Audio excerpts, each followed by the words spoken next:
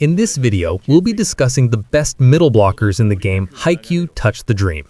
We've previously covered the best liberos, and after discussing middle blockers, we'll move on to setters and wing spikers.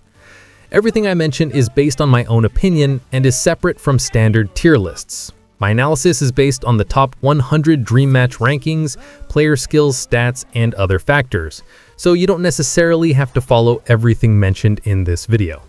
Ultimately, it all comes down to your wings, currency, and who your favorite characters are, whether in Touch the Dream or the HAIKYU anime. Alright, before we get into who the best middle blocker is in HAIKYU Touch the Dream, let's take a look at the skills available for this position. Middle blockers specialize in blocking opponent spikes, so naturally their block stats, skills, and resilience need to be decent. The blocking skills include Predict Block, Lead Block, Soft Block, Moving Block, Triple Block, Time Difference Block, Path Block, and Block Out. Of course, not every middle blocker in the game possesses all the skills mentioned. Only a few players have a wide variety of blocks. Players with a lot of block variations like Suna, Kawanishi, Kuroo, Matsukawa, Washio, Onaga, and others typically have between 2 and 4 blocking skills. If we rank them by the highest blocking stats, Hirugami from Gramedia takes the lead, followed by Aone, Kuroo, Suna, Tendo, and others. This proves that having many block variations doesn't necessarily mean a player has the highest block stats. Hirugami, for example, only has 4 block variations.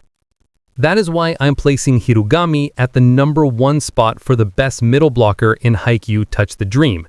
This is because his blocking stats are high and his variations include Path Block, though it's a bit difficult for F2P players to upgrade since that skill is SR rank. Hirugami's downside is that he only has a standard spike, whereas other middle blockers like Suna and Kuroo have feints and Aone and Hinata have straight spikes. Of course, every character has their own strengths and weaknesses, so you should pull according to your lineup needs and your favorite characters.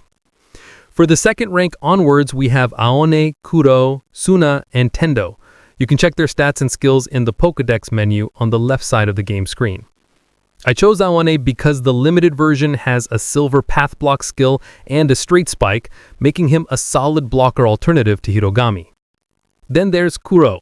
He has many block variations, a spike, and notably 2 receive passives. He's the only top 5 blocker with 2 receive passives. So Kuroo can act as a middle blocker or a secondary wing spiker. Even though his spike isn't as good as a dedicated wing spiker, at least he has the soft block skill. Next is Suna.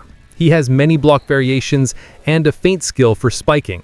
If you want to build an Inazaraki team, pulling for at least 1 limited Suna is a must. Finally, Tendo is similar to Aone but with lower blocking stats and fewer variations.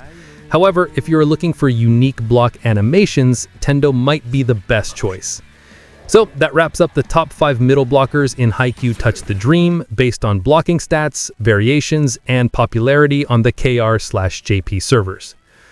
So what kind of middle blocker do you want to pull for? One who focuses purely on blocking or one who has varied spike skills as well? As for me, on the next banner, I'll likely try to pull for Camp Aone because he has the silver path block skill and reportedly the highest path block stats. I don't have any limited Date players yet aside from Uniform Kogane. I'm also low on wings after spending 130 pulls to get Aoi yesterday. This is the struggle for F2P players like me. Should I spend 60k wings on a limited banner or stop as soon as I get the character? Honestly, I want to go all the way to 60k wings to get the character to 4 stars, but there are other limited players I want to pull for as well. Especially since I'm building a mixed formation with Kurai as the main player, I automatically need to pull for all limited Kurai and Hirugami cards in the game. Because there is a school buff for both of them, and since there are currently only 2 Gramedia players available, it makes it easier for me to collect the Gramedia school buff. If more Gramedia players appear later, the result might be different.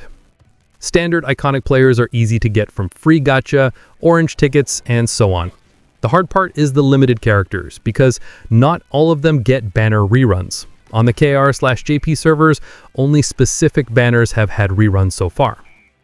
That's it for this video. If you have any questions, please leave them in the comments below.